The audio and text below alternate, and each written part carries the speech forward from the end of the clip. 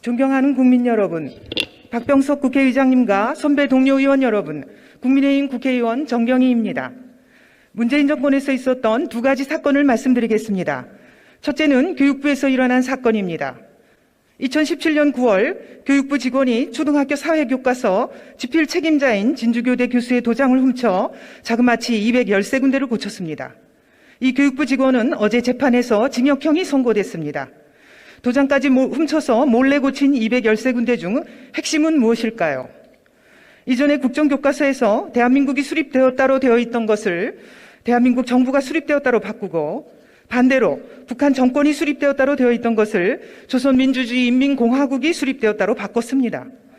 대한민국은 국가에서 정부로 격화시키고, 반면에 북한은 정권에서 국가로 격상시킨 것입니다. 즉 우리 민족국가의 정통성이 북한에 있다고 바꿔쓰기 위해서 도장까지 훔친 것입니다. 둘째는 산업부에서 일어난 사건입니다. 2019년 12월 월성원전 1호기 폐쇄 결정에 대한 감사원 감사를 앞두고 공무원들이 일요일 한밤중에 사무실에 침입해 관련 문건 530건을 삭제했습니다. 바로 다음 날 감사가 나올 줄 어떻게 미리 알았느냐는 질문에 신내림을 받은 것 같다는 황당한 답변을 내놓았습니다. 이 막장 드라마의 주인공 산업부 공무원들은 현재 검찰 수사를 받고 있습니다. 삭제된 파일 530건 중 핵심은 무엇일까요? 바로 북한 원전 건설과 관련된 10여 건의 파일입니다.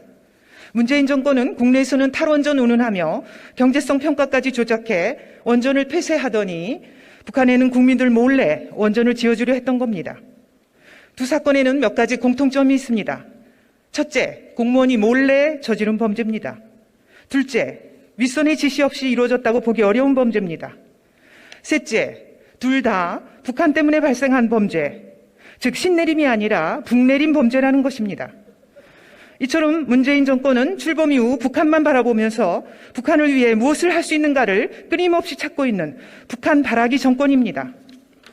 북한이 우리 국민 혈세에 340억 원이 들어간 남북 연락사무소를 폭파해버려도 문재인 정권은 제대로 된 사과 한마디 받아내지 않았습니다. 코로나 백신을 하나도 확보하지 못한 상태에서도 통일부 장관은 백신을 북한에 퍼줄 궁리만 했습니다. 작년 6월 북한 김여정이 대북 전단 살포를 비난하자 국제사회의 반대에도 불구하고 대북 전단 금지법을 밀어붙여 12월에 통과시켰습니다. 김여정의 하명이 있자 6개월 만에 뚝딱 법까지 바꿔버린 겁니다.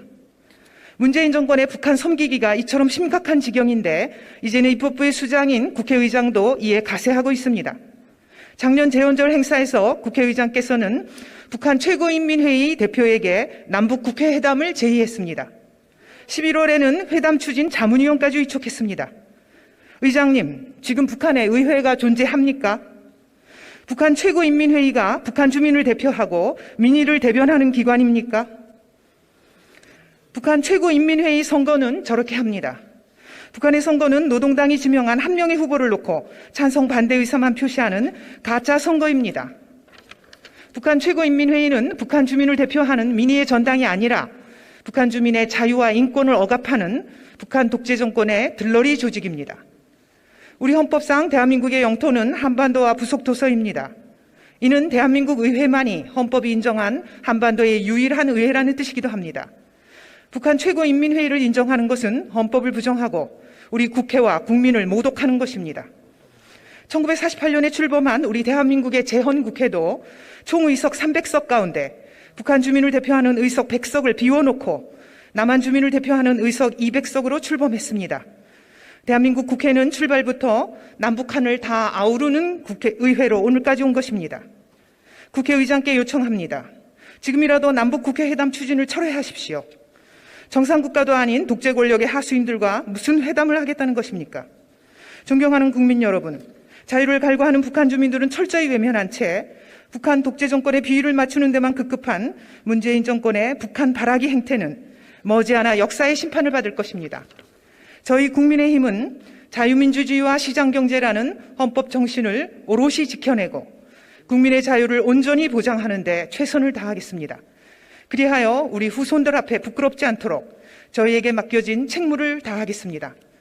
경청해 주셔서 감사합니다.